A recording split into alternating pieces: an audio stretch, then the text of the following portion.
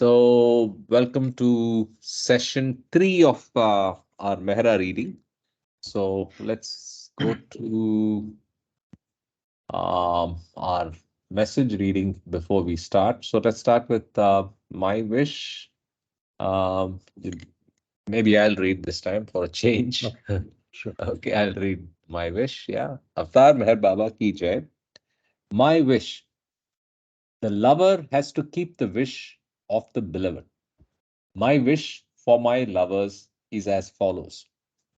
Number one, do not shirk your responsibilities. Number two, attend faithfully to your worldly duties, but keep always at the back of your mind that all this is Baba's. Number three, when you feel happy, think Baba wants me to be happy. When you suffer, think Baba wants me to suffer. Number four, be resigned to every situation and think honestly and sincerely. Baba has placed me in this situation. Number five, with the understanding that Baba is in everyone, try to help and serve others. Number six, I say with my divine authority to each and all that whosoever takes my name at the time of breathing his last comes to me.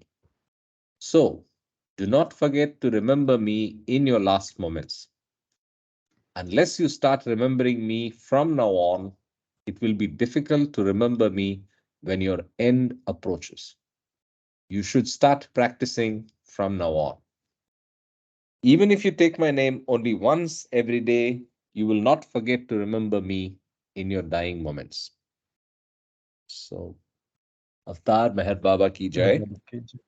So, let's use the golden pass. The golden pass is take it every day, take his name every day, and you will do it when it matters to get to win the lottery. So, It's interesting that I've been attending this Sanskaras meeting. We have been missing you.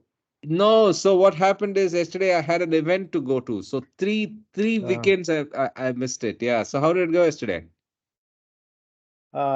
Yesterday for me today, so Yeah. yeah, I could not attend the main part, but later on I attended, and we had interesting the last part after the meeting ended. Mm-hmm. Hangout. Hangout place. Yes. Few of Yeah. us who hang out, we have very intimate, interesting discussions. Mm-hmm. That was very good, very interesting. Some Mexican guy started coming last Okay. 2 weeks. Okay. He seems to be deeply understood. He seems to have read and deeply understood Baba. Wow.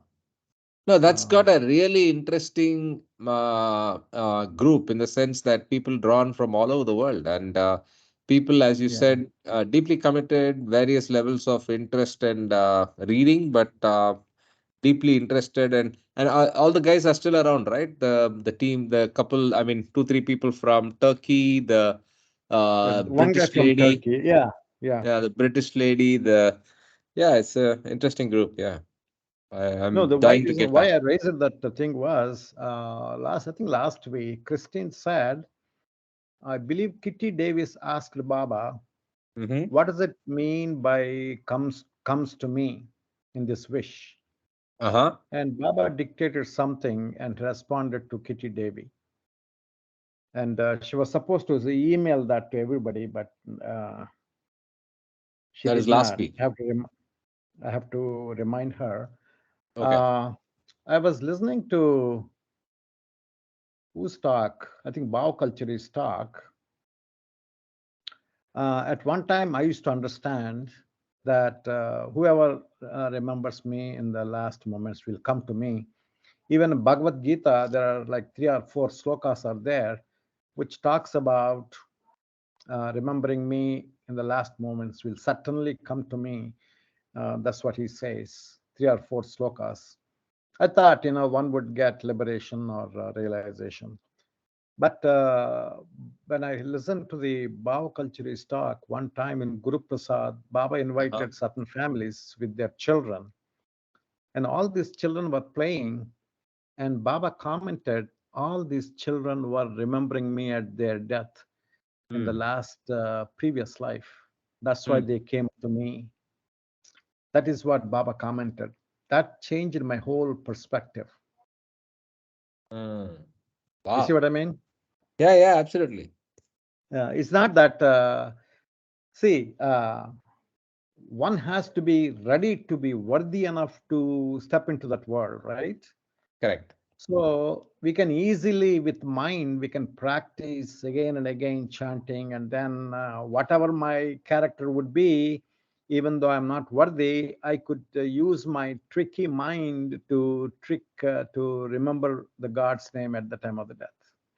But that doesn't mean we become one with the God. Still, it has to pass through the qualification. That's what made me thought about that. Is that Kama there, JK? Kama, what do you think, Kama? Long time.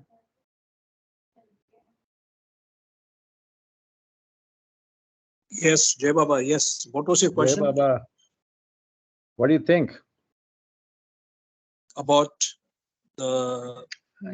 I just talked for about half an hour, man. What were you? You've been sleeping? No, no, I was listening. Can you Remembering just Baba in the last minutes, Kama. correct? Remembering See, God's name. correct. I think that what it means is it has different interpretations. Some people interpret it as that if you remember Baba, then you get moksha. You won't have any more rebirths. That is one interpretation. Number two, my understanding is it's not just going to be like that. I mean, um, what I believe is that once you are in Baba's umbrella, and if you remember him at the last moment like that, he's going to be with you eternally speaking. Even if you take multiple lives, he's going to help you to get moksha, nirvana, Yeah. nirvikalpa samadhi, whatever is destined for you. Because we know that all drop souls are not going to get nirvikalpa samadhi. Every drop Yeah. soul will get moksha, ordinary mukti. That is very clear in by 84 lakh human life cycles. Then you have the subcategorization of real fana, which is nirvana, nirvikalpa samadhi, and sahaja samadhi. So I think that it is very subtle the way that particular postulate is described.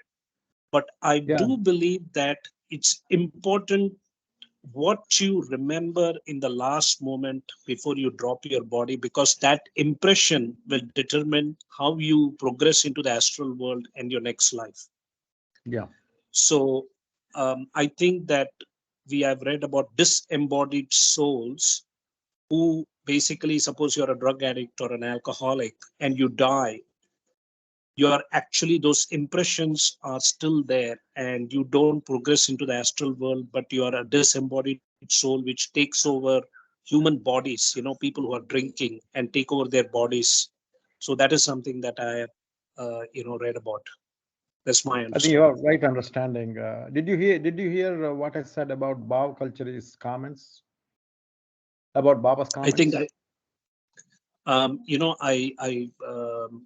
kind of superficially heard it, but can you repeat it if you don't mind?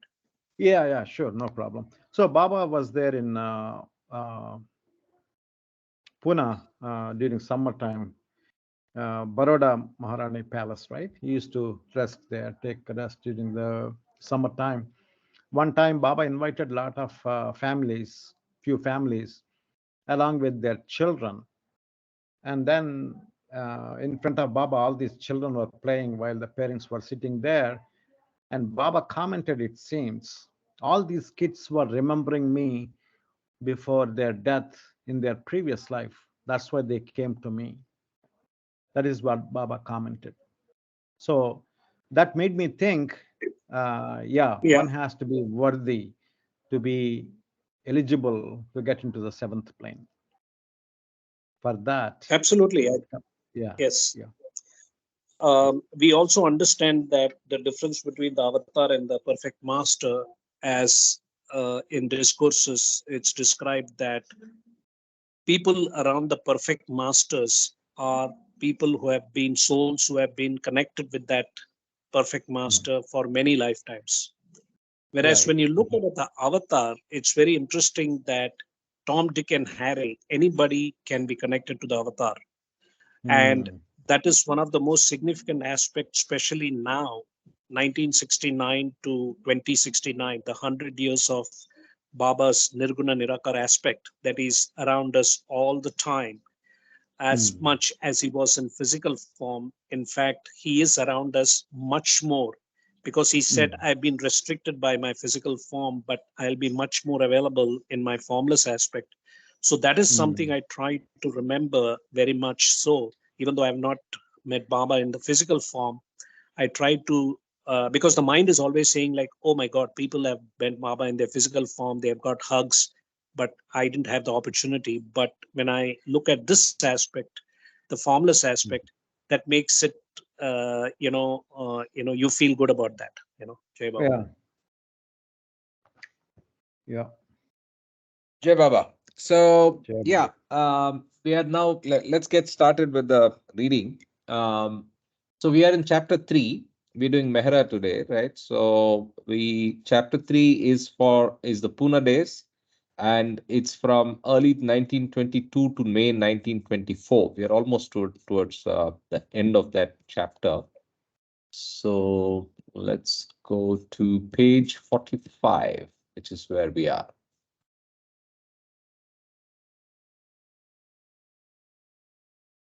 So maybe I'll start reading for a bit and then we can keep rotating. Yeah. Sure. Sure.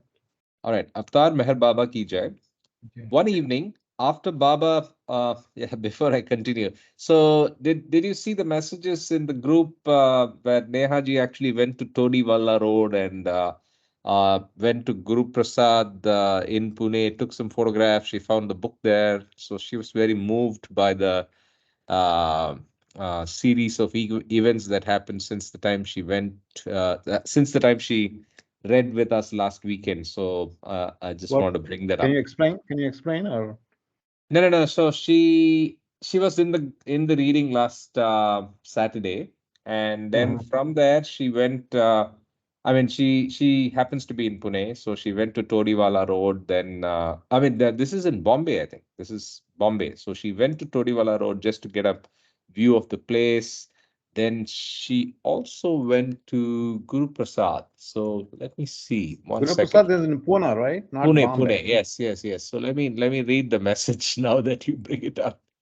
One second.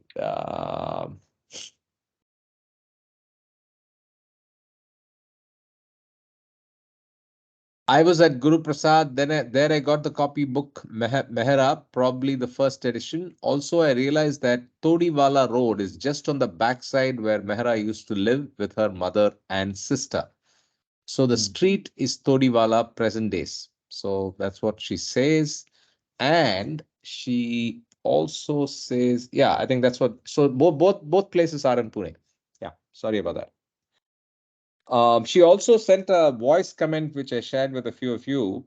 One is about Dadar actually being downtown Mumbai, but then it's just the nature of how that city has grown. So probably it was almost suburbs when it's mentioned as suburbs in this book. So she said maybe it's not right. And a bigger point that she made is a very good observation. In this book, Upasni Maharaj's name is attributed to the concept of fasting, upas in Sanskrit and Hindi languages, Hindi linked languages. But she brought out the correct point. Sanskrit, I mean, it is more to do with upasana, right? Not to do with upavas. Upasana is obeisance or prayer or dedication and devotion. Devotion is the best word, right? So she brings out that aspect that it's more linked to devotion, and the devotion was to upasana of Sai Baba by Maharaj, and hence he got the name. So Good point. Upasana means sitting near, correct? Upasana means sitting near. Literal meaning, but then it is it conveys devotion. Literal meaning is absolutely right. Upa is near, and asana is something like a yogasana, right? Sitting. So something like Yeah, sitting. Right? So asana is sitting. So you are absolutely right on the literal meaning, but then the conveyed meaning is yes, um, devotion. Yeah. So good observation and input from her side. Okay, so with all that out of the way, let's get started with the reading. So we continue. Avtar Meher Baba ki jai. One evening, after Baba returned from Persia, a car stopped near the gate of our house on Todiwala Road. Someone came up the drive to our door and said, Baba wants you to come to the car. My mother and I were so happy as we ran to Baba's car. It was almost dark, and we could see Baba's white sadra glowing as we drew near his car. Baba did not get out, but he allowed us to bow down to kiss his feet. He and my mother then spoke for perhaps 5 minutes. Baba was on his way somewhere, and he stopped so we could greet him. So Baba never came inside our house in Pune, but we had his darshan outside the gate. My sister was now pregnant with her first child, and when she was near her time, she came to stay with us in Pune. It is our custom that a daughter returns to her mother for the birth of her first child so that she can be looked after properly and be taught how to take care of the baby. Frenny gave birth to her first child in late April 1924 in the same ward, in the same hospital, Sassoon Hospital, that Baba had been born in 30 years earlier. Within days of the birth, a telegram came from Baba at Meherabad saying, Come as soon as possible. He also instructed us to bring only one trunk of clothes, which was to last a whole year, and our bedding. We were so happy and also very busy. My mother quickly bought material and had the tailors make us new cotton clothes, and she bought new cotton saris for us, and so on. There was so much to do, but as Baba had said, as soon as possible. When the baby was about 10 days, we locked the front door of our house with a big padlock, and with only telling our servants that we were going to another place, left everything behind us to come to Baba for good. We thought just of Baba. Nothing else is important when you're coming to him. On arriving in Ahmednagar, we received a big welcome from Rustam's family as we were bringing home a firstborn son. We settled Frenny and the baby at Kushru quarters and went to Meherabad for Baba's darshan. In the middle of May 1924, we went to stay in the bathing rooms at Meherabad. Baba sent Rustam to Pune to settle our affairs. Rustam, after seeing the white horse, informed Baba that it would be a pity to sell such a beautiful horse. So Baba had Rustam bring him to Meherabad. Baba decided to name him Sufi. And I heard that when the horse arrived at Meherabad, Baba blessed him, put vermilion on his forehead, and sat on his back for a minute or two. Sufi stayed at Meherabad for a short time, and then Baba sent him to Ahmednagar to Kushru quarters to be used as a carriage horse. When we were staying at Kushru quarters later in 1924, we sometimes rode in a carriage drawn by Sufi, but he was not a very good carriage horse. He was much too spirited, and he liked to kick the bottom of the carriage as we rode along in it. So that is the story of Sufi, the white horse. How blessed he was to have had the white horse avatar sit on his back. The reference here is to Kalki. And Baba kept his promise to my mother to call us, the very first women at Meherabad, to stay with him for good. I think there's a picture of him, right, in the White Horse. I Baba don't know sitting if in the that's White Horse. Sufi. Yeah, there is of course that photograph, but I don't know if that's Sufi. That somehow gives me a feeling that was shot at Guru Prasad with that railing behind that. He's sitting on a horse, and behind it there's a railing and that porch kind of things. I thought that somehow was Pune, but I may be wrong. or it could be some other place, some other horse. But yeah, the White Horse and the Avatar is a big theme that a few people link Baba's advent to, right? The Kalki. Okay, so with that, we come to the end of the third chapter. So this is Pune and 1920s. We now start from May 1924 to late 1924, the rest of the year. And this chapter is called The Very First Women, right? The Very First Women, May 1924 to late 1924. Uh, Anybody wants to read? Ravi, you're good? Good. Yeah. Okay, go ahead. Jai Baba. Jai Baba. The very first woman, May 1924 to late 1924. When Mehera and her mother, Daulat Mai, first came to stay with Baba at Meherabad in May 1924, they left behind them a life of wealth and ease, of large houses and many servants. The life they earned was very simple. They cooked. If they entered, sorry. They cooked, often for many people, cleaned their quarters, wore cotton saris, and lived in very basic accommodation. We were, we were the very first women to stay at Meherabad.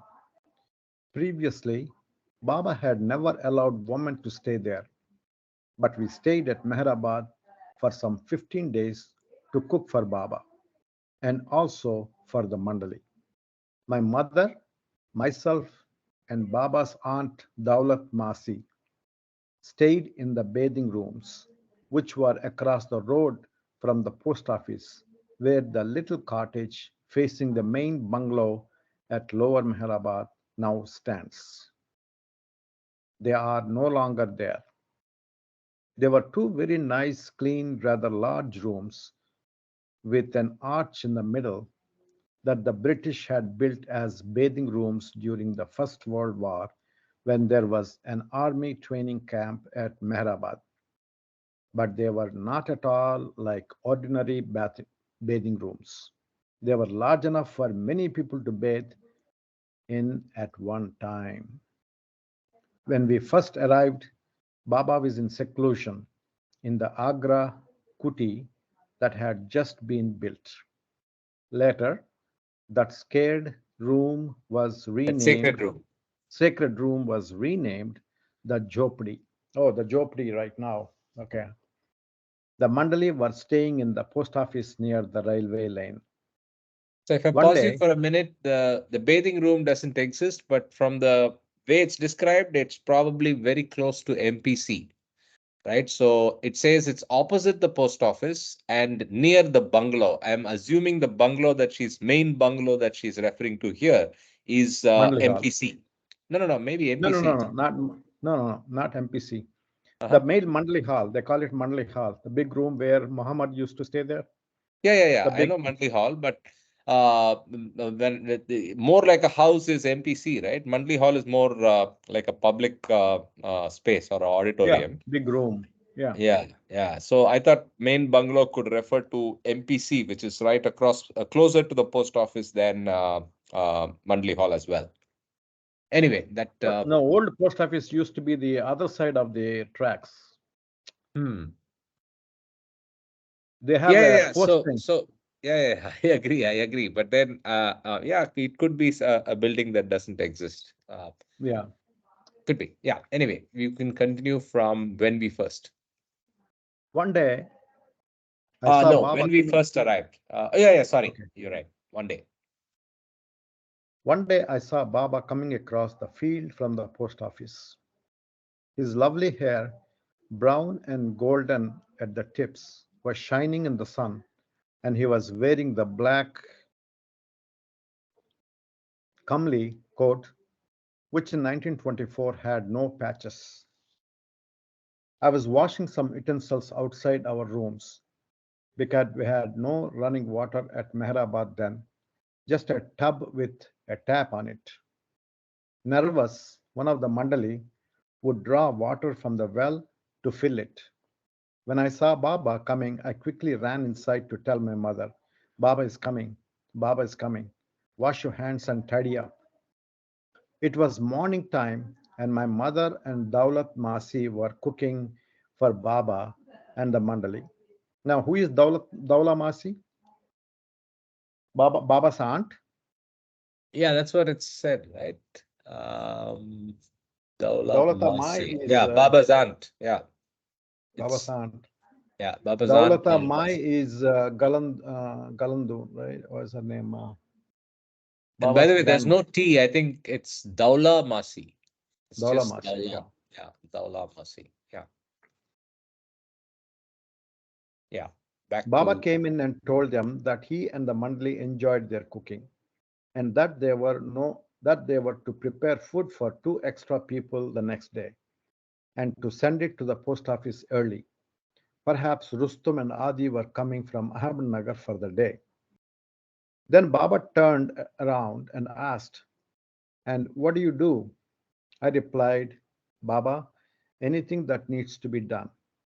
I clean the fireplace, sweep the floor, peel the garlic, wash the rice and dal, Baba, and wash the dishes too. And Baba said, good, I'm happy that he's serving me. A few words, and Baba went away. He never had long conversations with me at that time. Then one evening, as we were lighting the lantern for the night, we heard the beat of a drum. At sunset, everything was so quiet in those days that we could hear the slightest sound. We were attracted to the beat of the drum, and we realized that it was Baba playing in the post office. Then Daula Masi said, listen, Baba is singing too. This was the first time that I had heard Baba sing and also accompanying himself on the drum. We said, let's go to hear Baba sing. The Mandali are there, so why can't we go there too? So we tidied up, crossed the road and the field, and came to the post office. When we arrived, Baba was singing in his lovely voice. We went inside very quietly without disturbing him and sat down. Baba was seated with the mandali all on one side of him. He was still singing and reaching the high notes very beautifully. When it came to the chorus, Baba stopped singing all of a sudden, pointed to me and asked, what are you thinking? I was very startled. I did not know that Baba asked about your thoughts, and it is very awkward to have to say out loud what you are thinking. Fortunately, at that time, I was thinking only of Baba. I was admiring his fingers, thinking how lovely his hands looked playing the drum.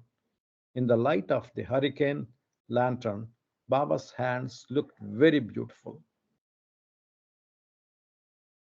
So I said in Gujarati, Baba, I'm looking at your hands, how beautifully they look playing the drum. You have lovely hands. I felt very shy saying this, but I had to say what I was really thinking. I could not lie. Baba looked at his hands as if he had never seen them before and just nodded and continued to play the drum and sing. But Baba was pleased because I was thinking only of him. The men mandali were sitting around on one side of the room, and I could easily have looked to see who they were, but I never even glanced at them. I looked only at Baba. So that so that was a time perhaps that I pleased him. It was very difficult to be with Baba. You cannot think of anything without him knowing your thoughts. At the end of May 1924, Baba came to our room to tell us that he was leaving Meherabad to go to Bombay and then to Quetta, and that we were to follow him after a few days.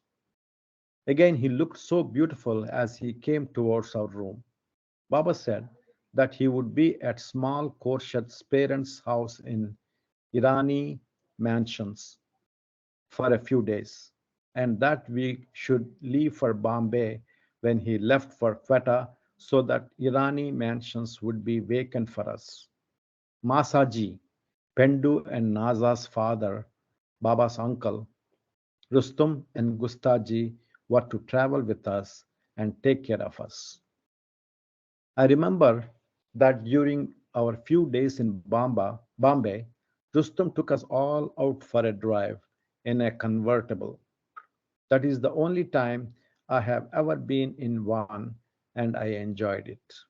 And Gustaji took us to the theater to see a play. That must have been the first time I wore a matta banu in a fashionable place. A matta banu is a white muslin scarf that had once been worn by all Zoroastrian women, but in those days only elderly and old-fashioned women still wore them on their heads, and they wore them with several inches of hair showing. But with Baba, we had to wear them right down on our foreheads so that no hair at all showed. Baba had told us, only if you wear Martha Bano can you stay with me. Not even a single hair used to be showing. We did not mind that what we looked like as long as Baba let us be with him. Let me pause you there. I think it's a niqab that Mata Banu is, but let's just see what a Mata Banu is, right? Scarf, just a scarf, I think. Yeah, yeah. Covering So the whole Muslim, yeah, see that one. Muslim scarf. Yeah, there it is, I think. But let's no, it's not a term that's very popular. You're getting the name Banu first. So, but basically, it's a niqab. Niqab is only the face cover, right? Maybe Mahu may know more. And by the way, I see quite a few Mama G is back after a Mama while. Ji, welcome. Long time. We missed you. Yes, thank Show you. us your face. I'm Are you back. same or did you Yes. change?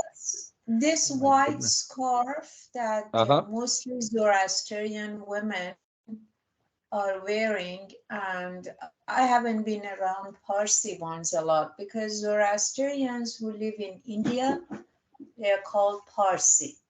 Mm-hmm. But the one who live in US or maybe Iran or other places, they just call them Zartushti or Zoroastrian. Anyway, this white scarf that they wear, it's very holy for them. Okay. They usually wear it at occasions. Yeah. Okay. So that's why she says this is the first time and brings it a lot of gives it a lot of importance. Thanks, Mahul, for that input. And welcome to Arun. I think we're seeing him for the first time. And Ashish Sunil joined later. Yeah.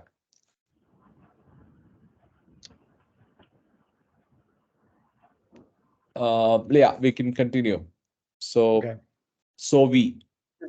So we went to the theater wearing this Matta Banu, and later that year I went to Sarosha's sister's Mota wedding wearing one.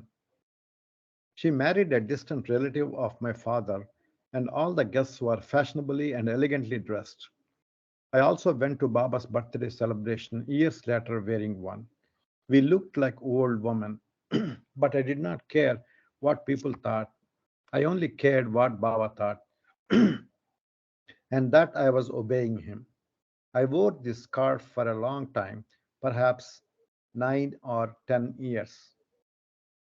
From Bombay, we then went on to Quetta. We arrived in Quetta from Bombay in June 1924. I remember that there were many of us in Quetta with Baba. Big Khorshad, wife of Baba's brother, Jamshad, Naja, myself, my mother, Gulmai, Baba's aunt, Daula Masi, and some of the men Mandali. We were all staying in a rented house right next door to Goher and Katie's parents' house. Baba stayed with the Mandali across the landing from our quarters. One morning, Baba called us to come to him with our plates. So we all went across to Mandali's room where Baba distributed fruit to us. Baba gave us each such big helpings of an assortment of fruit, and especially large were the servings of some white seedless grapes. And he told us to finish everything he had given us because it had been given by his hands. We were very happy to receive this fruit straight from Baba's hands. We took our plates back to our room and started to eat the grapes. How very sweet and delicious they were! But they were so sweet that after a while our throats got sore, and we still had many left. We did not know what to do, but we had to eat all our grapes and the others' fruit too in one sitting. We went onto the terrace to look out on the road. Baba was not so strict at that time, and he did not mind us being there. By being interested in the occasional carriages and passers-by, we struggled to forget our throats and to finish the fruit, which we did. The next morning, Baba came across the landing to our room. He stood in the doorway and he looked very beautiful with his hair down. Baba had just had his bath and he was wearing a clean white sadra and open sandals. Baba walked in very gracefully. There was not a stick of furniture in our room, just a carpet and a little mattress and a cushion for Baba. When Baba came to our room, he sat on the mattress with the cushion at his back, and Gulmai combed his hair. Then one day, Baba said to Naja, Big Khorshad, and myself, "Come, girls, bring a pad and pencil and sit down." We sat in front of Baba with our pads and pencils, and Baba asked, "What prayers do you say?" We told him our sacred thread prayers, Baba. Baba knew this prayer only took 5 minutes to say. What? Baba said. You only give 5 minutes to God? All day long, you are eating and talking and washing and sweeping and enjoying yourself. All day, you are tending to yourself. And you can spare just 5 minutes to remember God and to praise Him? That's not enough. I'm going to dictate a prayer to you and you write it down. I had had my schooling at a convent where we had learned to write in English, not in Gujarati. And while I spoke Gujarati fluently, I wrote it very slowly. However, I started writing. It took Baba about 5 minutes to dictate the prayer. When he had finished, Baba took Big Khorshad's pad to see if he had taken the prayer down properly. He corrected it and gave it back to her. He then took Naja's pad, corrected that, and gave it back to her. It was my turn, and you have written only one line. Why is that? I replied, Baba, I have had very little practice in writing Gujarati. I'm sorry, I went to a you skipped a sentence. Yes, yes. It was my Yeah. turn, and I It was was still. my turn, and I was struggling with my first line. Baba looked at my pad and said, You have written only one line. Why is that? I did read it, I think. No, no, it's okay. Go ahead. I replied, Baba, I have had very little practice in writing Gujarati. I went to a convent and not a Parsi school, and before that, I studied Gujarati for a very short time. All these years, I have had no practice writing it. Baba was all smiles and he said, All right, give me your pencil. He took my pencil and wrote down the whole prayer for me. I was very glad that I did not know how to write Gujarati because now I had the prayer in Baba's own handwriting. The prayer is a very beautiful Persian one called Monazat. When Baba was a young boy at his parents' house, he would get up early every morning and with his beautiful voice sing this prayer with his parents. It must have been so lovely to hear Baba's voice singing this beautiful prayer. While in Quetta, our food was served in the room next to our bedroom where we kept our trunks. As I mentioned, we had no furniture, so this big cooking pot would be brought in and placed on the floor in front of Baba. Baba liked to serve food and to see people eat it. He would bang the big ladle on the cooking pot and say, "Come quickly." The Mandali would all bring their plates to Baba, and he would serve them first. They would leave the room, and next would come the older woman, followed by us young girls. Big Khorshid and Naza would go in front of me, so I was always the last to be served. One day, Baba got very upset with me. He took the plate from my hand and threw it out the door onto the landing. The plate went bang on the landing of the upstairs floor where we were staying. In America, this is the second story landing, and then clattered down the stairs one by one. I felt so frightened that I did not know what to do. At that moment, somebody pushed a plate into my hand and whispered, "Give this to Baba." So I gave him the plate. Baba served me food and said to me, "Next time you are not to come last. You come last every day. See that you don't come last again, ever." So I tried my best not to be last. That was another order. When Baba served the food, he sometimes gave us very big helpings. "No, Baba, it's too much," we would tell him. "No," Baba would reply, "you have to eat every bit of it. You are not to waste anything. I have given it to you, so you must finish it all." "Yes, Baba," we said, and we would sit in our other room and eat and eat. We could not swallow the last mouthful. We had eaten so much, but we had to. A few days later, Baba came to our room and said, "Today we are going for an outing. Be ready at 4." So at 4 o'clock in the afternoon, we were all downstairs. Baba, So if I can pause you for a minute. So what do you think is happening here? So what is it with the two, three things that we are hearing here? One is Baba serving the food. What do you think is the significance? Second, this tendency to probably serve a little more, and the request or order of Baba to Mehera not to come last. What do you think is happening here? Hmm.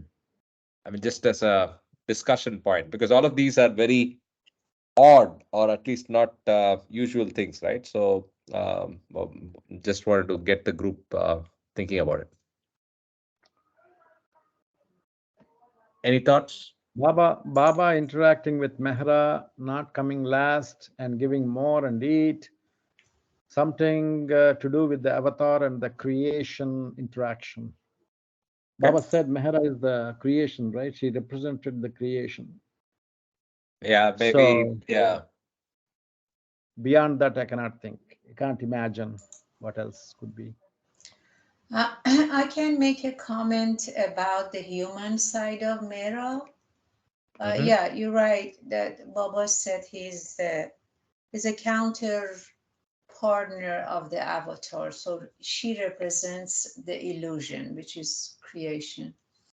Um, Mera was extremely shy and extremely pure. Uh, so she was in her own world, very innocent, like a little child, really didn't know how to extend herself in terms of eating, attending to her turn, just be a little bit go-getter and take care of herself and so forth. So she was playing very passive in a way, but that's where Mera was at that time. So Baba was working on her, little by little. It's just like a flower that is trying to bloom.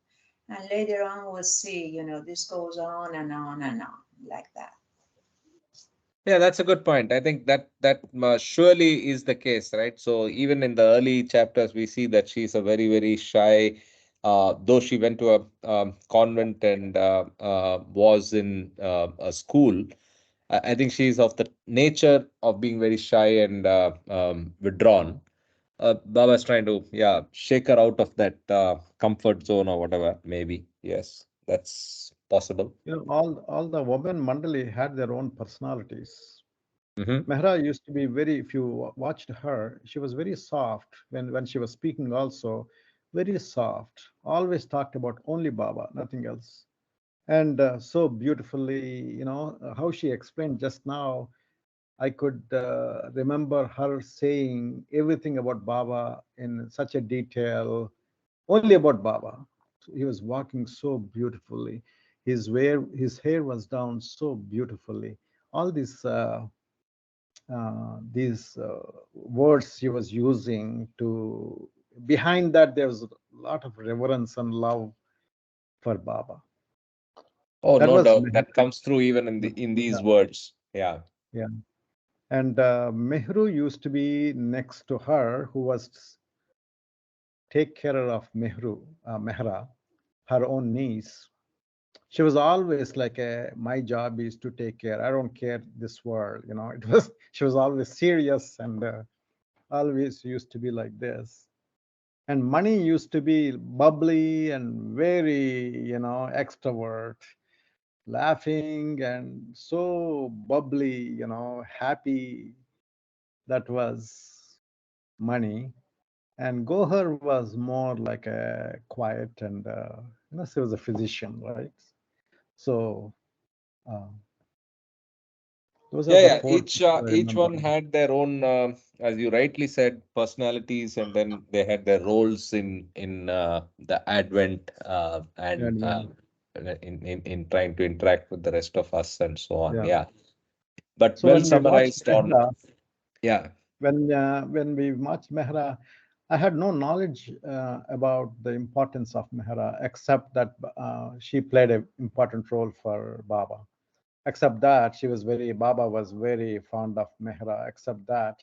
But my human thinking was probably his lover, you know, that was probably my thinking, human and immature thinking. But yeah. Yeah, I think I was pretty close to that as well. So, like I mentioned in earlier calls. So, yeah, but that's our petty or human thinking, like you said. Let's rotate the reading. Anybody? Mahu, you want to read? Uh, Okay. So from Yes Baba. Baba or Baba. Yeah, Baba. Yeah. I'm following it from my own PDF, so Oh, okay. All right. lost No track problem. of that. Okay.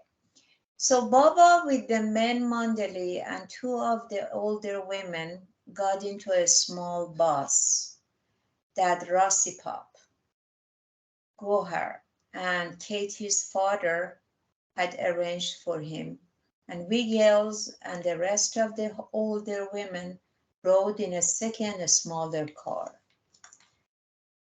We drove out to Quetta, far out to some lovely bare mountains. Baba chose the highest mountain, had the car stop there, and he started to climb it.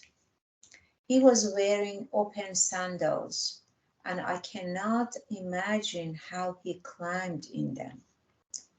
Yet he moved so fast that the Mandali could not keep up with him. They were struggling on all fours, while Baba was very nimbly climbing up this barren, rocky mountainside. About halfway up, Baba stopped, and while he was sitting on a rock, Rossi Pop's brother, who always carried a camera, took a snapshot of him. Baba looked very lovely sitting alone on that mountainside. By the time they came down, the sun was setting. Baba came down the mountain and said we were to go straight back to Rossi Pop's house on Bruce Road. The older women fitted into their small bus with the men mandali, which left us three girls for the second car with Baba. Baba turned to Rustam, who was driving our car, and told him, remember the way we came, so we will know which road to take back. We are going back the same way. The bus with the mandali drove off, turned a corner, and disappeared from sight. Baba called to us, what are you standing there for? Come quickly and get in the car. Baba got in front of the small car with Rustam, and we girls got in the back. By the time we started, the sun had set and Rustam did not remember the way. There was no sign of the small bus, and he took the wrong road. So we got further and further away from Quetta. Excuse me, I have a question here. Who is that Rasi Pop? Never heard the name before. Rusi Pop. Rusi Pop was, wait, there was maybe there was an introduction on the previous page. No, it was not there. No? Okay. When they went to Quetta, there was a way he said who all went to Quetta, right? So maybe there he mentioned Rusi Pop. Anyway, I have not come across the name as well, but I think one of the families that were linked to Baba. Yeah.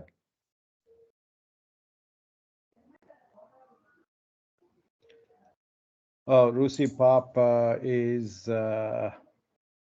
You found something? yeah, in the Rusi Pop, Jahangir Irani, his father, Mehera's father.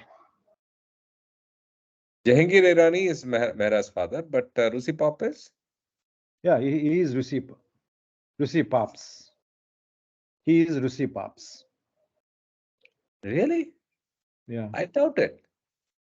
No. Sorry. Children, Katie Gohar, his father. So father of Katie Katie and Gohar's Go. father is Rusi Pop. Yeah. So I think Mehra's father is Meherwan Jahangir Irani, if I'm right. Yeah. He is Right, also right. Jahangir Irani, but Rusi Pop's Jahangir Irani. Okay. Got it. And his wife's name is Khorshad Banu. Okay. I don't know, the same Khorshad, that different Khorshad. Yeah. No. See, Khorshad, there's two Khorshads, right? Big Khorshad and And small little Khorshad. question. Yeah. Big Khorshad is his brother's wife. This Okay. Khorshad is different. Probably similar names, Irani names. Yeah, quite frequently occurring. But I had one other observation from what we read. Whenever Baba asks something or says something, it always has consequence, right? So like he said to who's driving? Rustum, right? To Rustum saying, hey, take the road the way we came back. It's always a loaded statement with Baba, right? So the moment he says something like that, it means that they're going to lose the way, and that's exactly what happens. So and from that we gather his omniscience, right? So we gather that he knows what is going to happen, but then in his compassion or in his nature of being human, he shares that in advance with us, right? So he announces that or hints towards that in advance. So if you notice, that's what he does all the time, right? So anyway, that's another point. We start from Another Baba. point, Kartik, another point is, well, at least what Erich used to tell us. And see, around Baba, we cannot disregard the small details. Okay. Mm. So even him being God, even small details around him has significance or is something to come, or you need to really pay attention. So paying attention to all these details around Baba, and he started at this 1924 time, was very important. And I think the reason that Baba come up with these questions is like he's catching them. Are you paying attention? Did you pay attention to the road that we came? Because we're getting, we're going through the same road that we came from. Well, maybe, Rostam didn't pay attention that detail. So he didn't really remember. Plus, it was a sunset time. So they didn't, maybe at that time, the cars didn't have a lot of light, to just to reflect, to shine on the road and stuff. So knowing the road was very important. That's why they probably got lost. Not that probably, they did get lost. So it's just like every step that Baba goes is trying to teach them a lesson. Absolutely. Yeah. And I think your point is well taken. Beautiful reference, which is with the avatar, with Baba around us, at least for those who enjoyed proximity to the personal form and lived with him, every detail mattered. And then every detail, you had to pay attention to it because, and we have seen that over and over again. And I think he picked the right generalization. The right generalization is don't miss the detail when you're with Baba. Yeah, we can continue. We can continue from Okay. Baba. So Baba. Baba told him, ask the first man you see, ask the first man you see the way to Bruce Road. But for some time we did not see anyone to ask. So we kept driving around and around, getting more and more lost. We girls were very happy to be lost.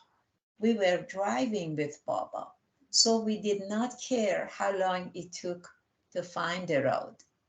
As long as Baba was with us, we would not have minded driving around at all. I mean, all night, around all night. Eventually, we did see a person who gave us the directions, and at last, we reached Bruce Road.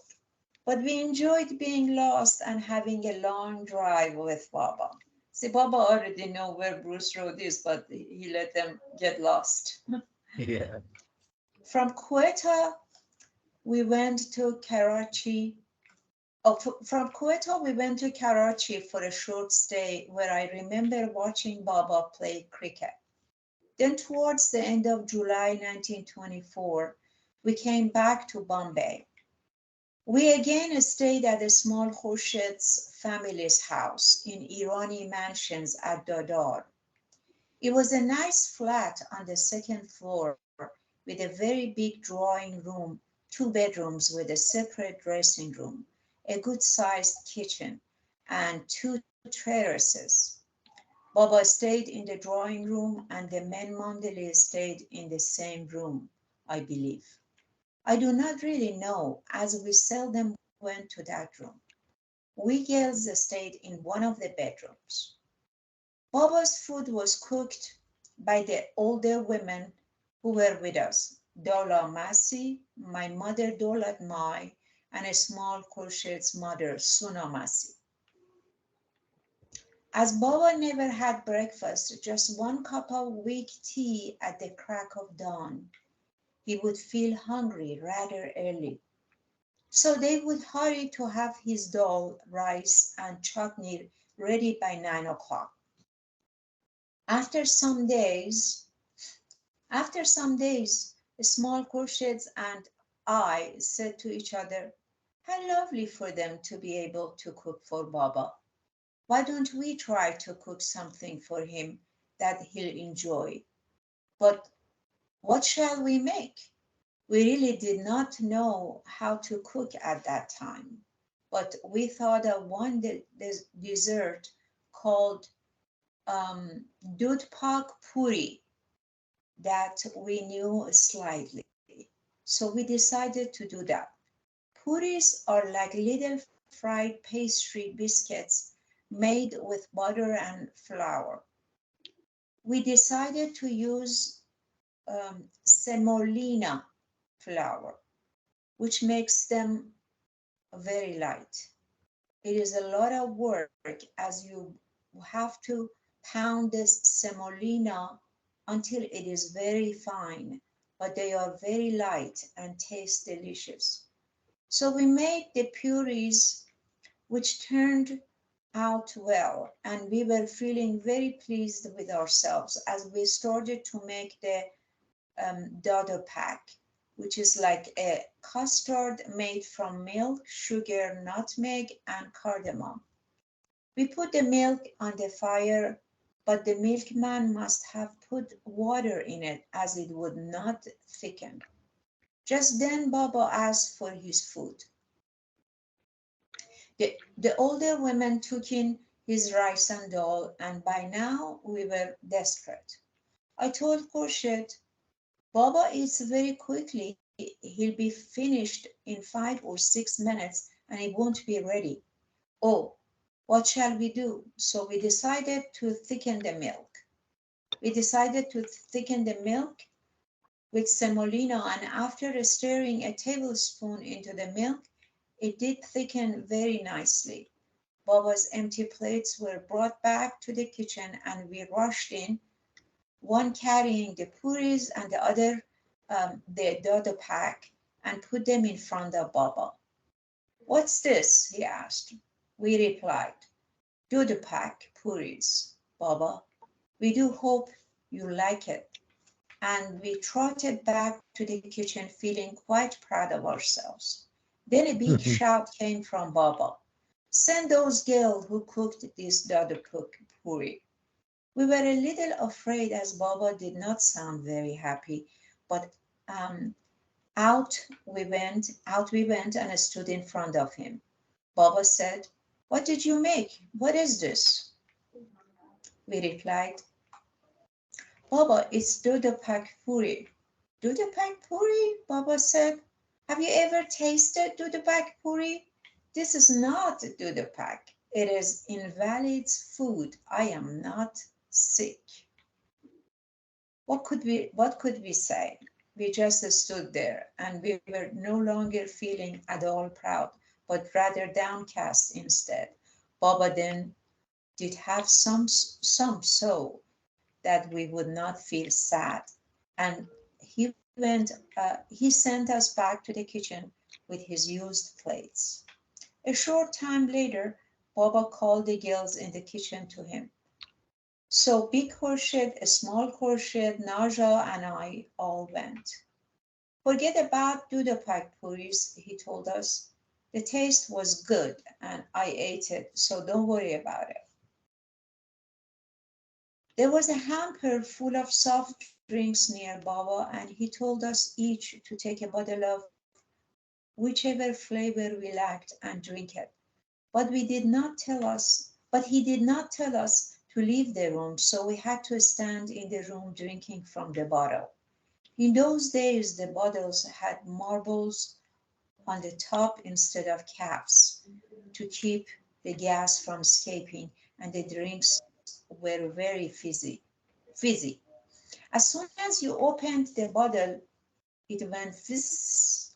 As the Mandeli were there, we felt very self-conscious and shy, so we tried to hide as we were drinking from the bottle.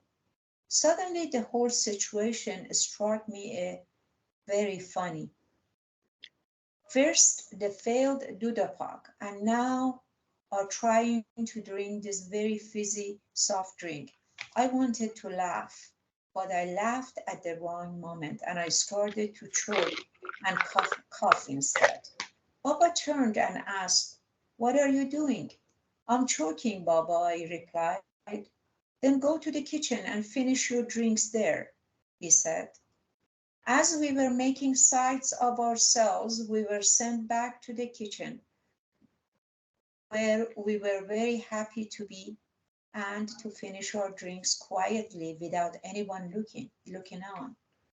So Baba gave us drinks and made friends with us. He saw to it that we feel upset. We did not feel upset about our funny Buddha Park puris.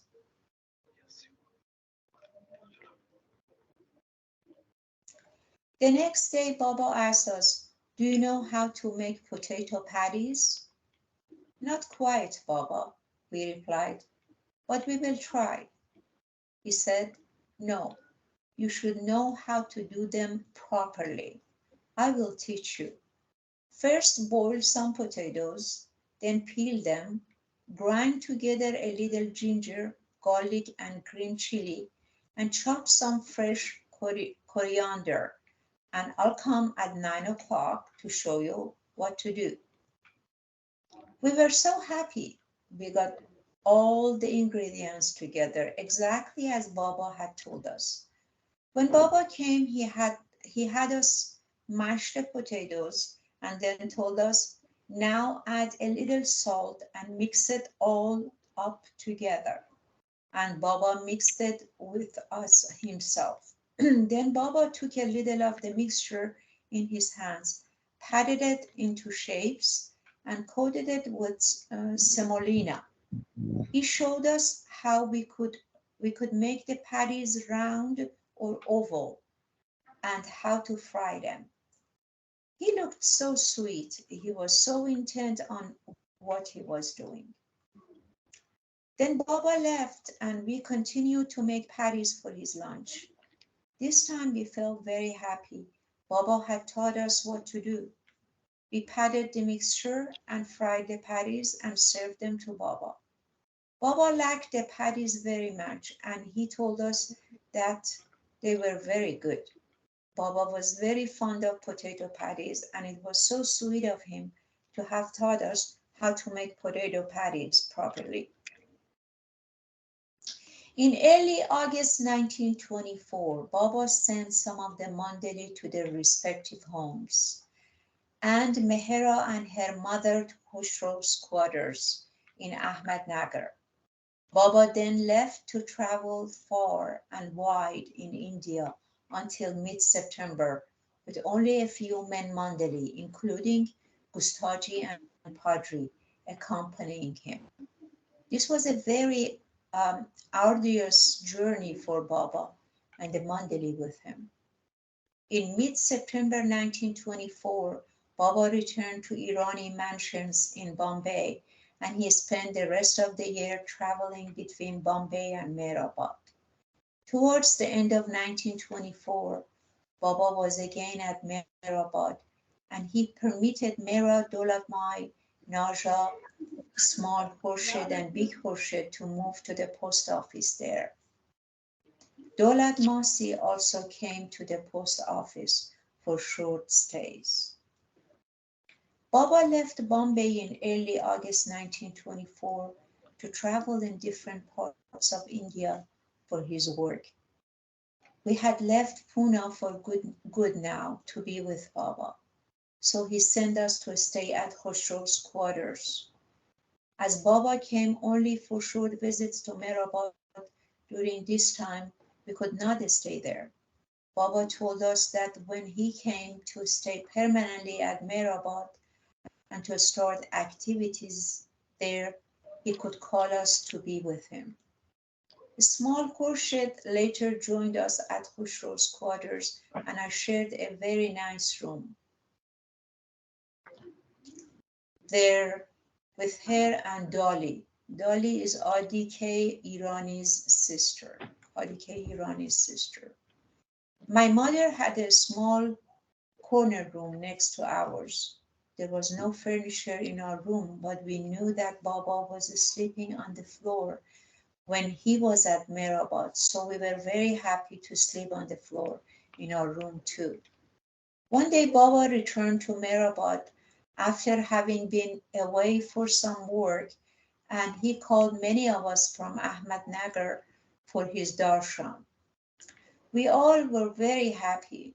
Several private horse carriages full of people went from Ahmednagar and ours was drawn by Sufi. the white horse my mother had bought for me years later. This is Sufi is the horse, white horse. Yes. The So road to, if I'm you want sorry. to rotate, sorry, if you want to rotate Sure. reading, yeah. Yeah. So anybody wants to read? Mamaji, you want to read for some time?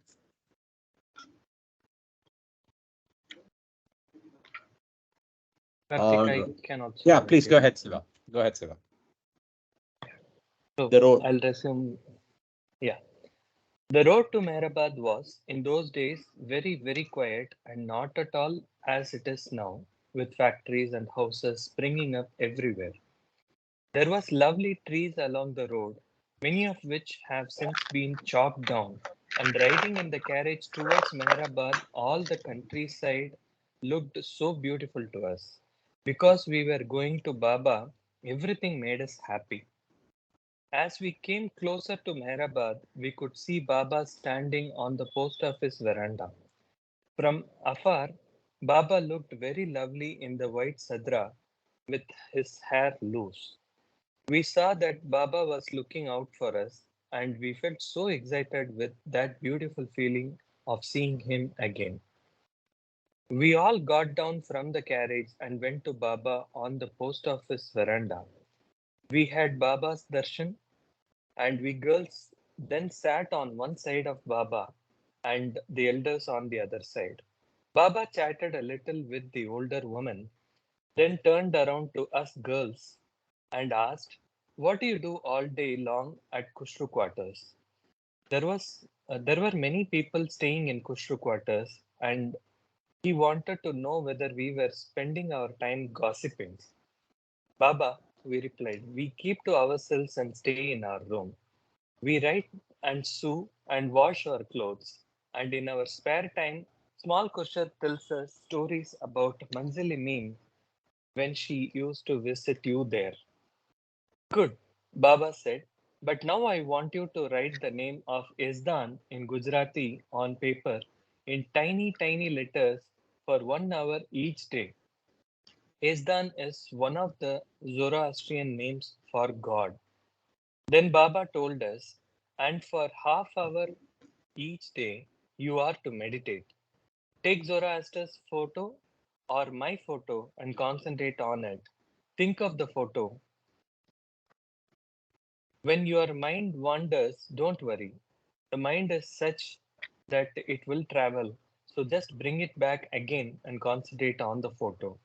Our mind is always distracted, and in this way, Baba showed us how to concentrate, how to think of the right thing. We were so happy to have our own beautiful orders from Baba.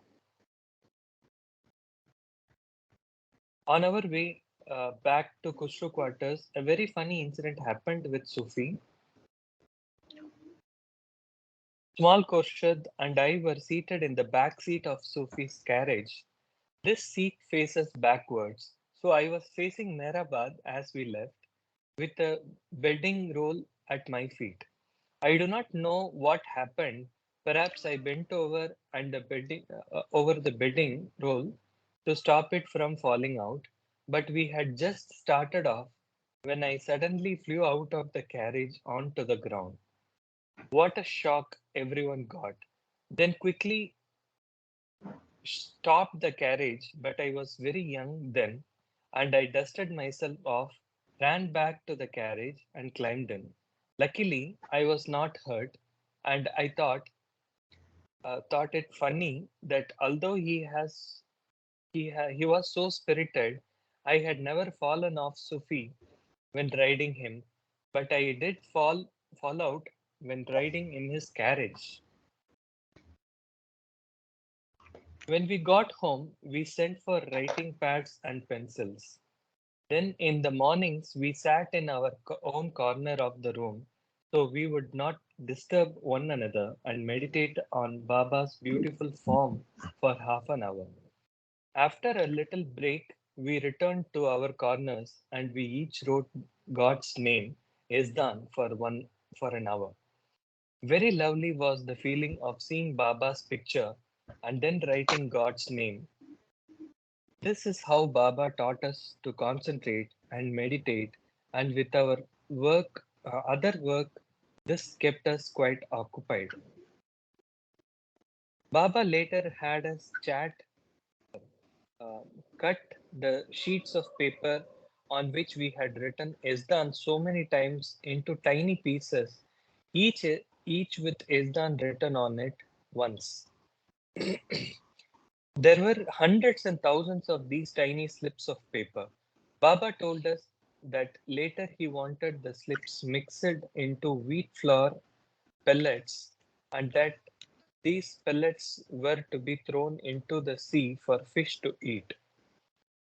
He said this would be good for the fish, but somehow there was much work to do and the slips of paper were never made into pellets.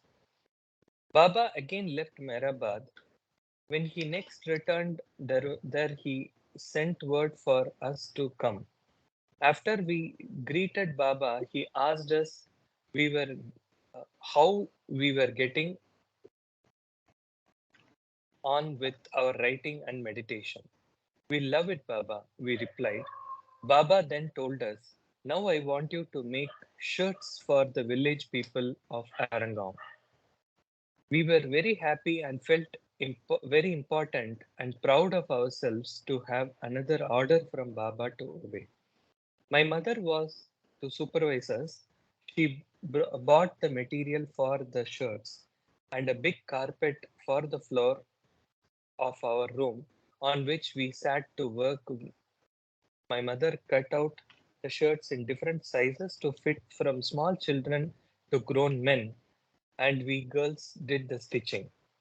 We had 3 sewing machines, both hand and foot treadle types, each one again in a separate corner of our room. I never liked sewing, but I did my best. So in the mornings, we did our personal work, meditated on Baba's photo, and wrote Ezdan. And all afternoon, we stitched shirts. Baba had our minds completely occupied. Oh, this is the photo of them having written Ezdan.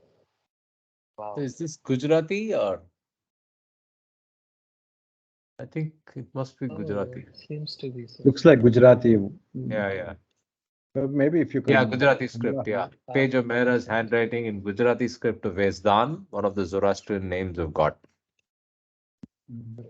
Okay. When Baba again came to Meherabad, we went to see him. Baba asked us how we were getting on with the sewing and how many shirts we had made. We replied, oh Baba, um, quite a few, about 2 dozen. And he said, only 2 dozen? That's not enough. You have to make more. Yes, Baba, we replied. And when we went back to Ahmednagar, we stitched faster and faster.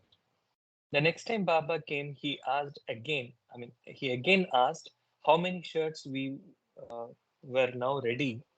And when we told him about 50, he said, that's good, but I need still more. There are not enough for the villagers. So we began to race each other and sew very, very fast. When Baba came to Mehrabad again, we had finished over 100 and he said, now it's the right number. Baba then told my mother to buy prasad, big sacks of a dry mixture of peanuts, chickpeas, and puffed rice called chura, which was to be distributed with the shirts to the poor of the village. Baba always liked to give prasad, and this was something the villagers would appreciate.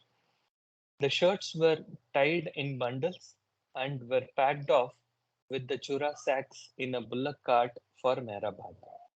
We arrived at Mehrabad in the afternoon. Baba was seated on the post office veranda playing the dholak, a cylindrical drum, and singing bhajans very beautifully. The whole village of Arangam was there, not only the men, but also all the women with their children.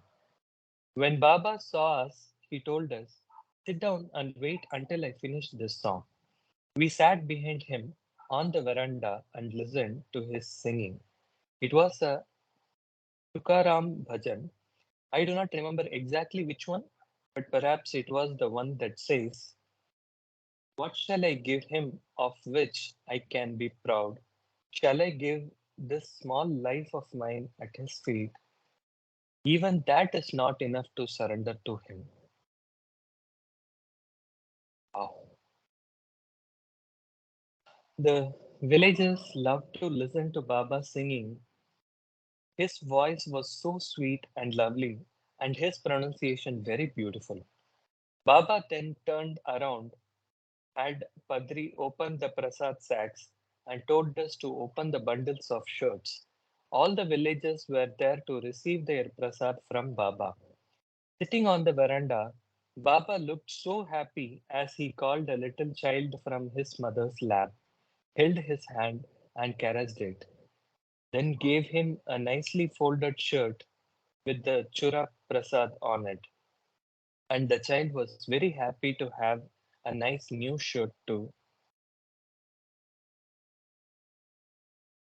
wear and some prasad to eat. All the children were given their share, then the older boys, and lastly the men. Baba gave so much prasad that in the younger children's small hands it spilt onto the ground. Baba would always give abundantly with both hands, so generous he was. And Baba loved to see another eat. He loved to give food. So the villagers were happy. Uh, and when Baba told them to leave, the children were shouting and laughing and chattering excitedly, all eating their prasad. It was such a beautiful scene. It's a photograph, so Yeah. I think it's a drawing. So a pencil drawing by Mehera of Meher Baba done in 1924 when she was staying at Kushru Quarters, Ahmednagar. So this is actual size. Baba looking young, mush, and the hair beautiful. Yeah. They were all multi-talented. Yeah. Imagine Baba, sewing, cooking, writing, drawing. Yeah. Baba turned to my mother and said, "See how happy they are. Don't you feel happy to see them so happy?" And my mother replied, "Yes, yes, Baba. It's lovely to see them happy. I always feel happy to see others happy. I'm happy today," Baba said. Then Baba told us that in a few days we were to come to stay with him for good, and we too were very happy, very happy. We were very excited about moving to Mehrabad, and we turned to Ahmednagar to get ready for our move. It was now towards the end of 1924. Small Khurshid told me, "We are going to stay with Baba at Mehrabad, and Baba likes to sleep on the floor. He's like a fakir, you know. We should also be like that and not have too much comfort. Baba would appreciate it. We must give up something. What shall we give up? Let's stop using pillows." "All right," I said. "Yes, before going to Baba, it would be so nice to do that. We were already sleeping on the floor, and now we started to sleep without pillows. And fortunately, I could sleep without one, but the floor under my head was felt very hard." Then Baba called us to stay at Mehrabad in the post office. We were feeling very happy to be staying with Baba at last, and with a "you take this corner and I'll take that corner," we got settled with our bedding and unpacked our trunks. Then Baba came into the room and he asked, "Have you got enough bed clothes? Nobody is to get sick here." "Yes, Baba," we replied. "Let me see," said Baba. Baba knew that something was missing that should have been there. We opened our bedding and showed it to him. Baba looked at our bedding and said, "Where are your pillows?" "Baba," we replied, "we don't use pillows." "What?" Baba explained. "And why don't you use pillows?" He did not look at all pleased. We did not know what to say. We were very surprised, for we thought Baba would be very pleased with us. We were so silly in those days. We wanted to please Baba, but this was not pleasing him at all. As I did not want to say that it had been Khurshad's idea, Khurshad and I looked at each other and we said, "Baba, we don't need pillows." Baba said, "If you stay here, you are to use a pillow and stay healthy. We We have have. no doctors and no medicine. You are to sleep well and keep well. Otherwise, you all will go straight back to Ahmednagar." "No, Baba, please," we begged. "All right," Baba said. "Then tonight you are to sleep with pillows." So Baba sent for pillows from Ahmednagar, and it was very nice to have them again. We found that Baba did not like such nonsense. We were trying to be fakirs, but you have to be a fakir inwardly. Lovely. So that's, I think, 1924, because it said 1924 May till the end of 1924. So the next one will be late 1924 to end of 1926. That's the post office days. So we'll pick that up Yeah. That was next. that And most was importantly, Baba would begin his silence July Yes, 25. July. Yes, yes. that was very interesting, and a simple thing like not using pillows, and Baba would insist on using pillows. It's an interesting thing to note. Baba wants us to be as practical as possible. Yeah, I know. It's very contextual. But yeah, he doesn't like all the silly ritual stuff. More and more, we've seen that happen. So I'll probably stop recording at this time, but please stay back. We can keep chatting. I have a few updates that I wanted to share on communication. So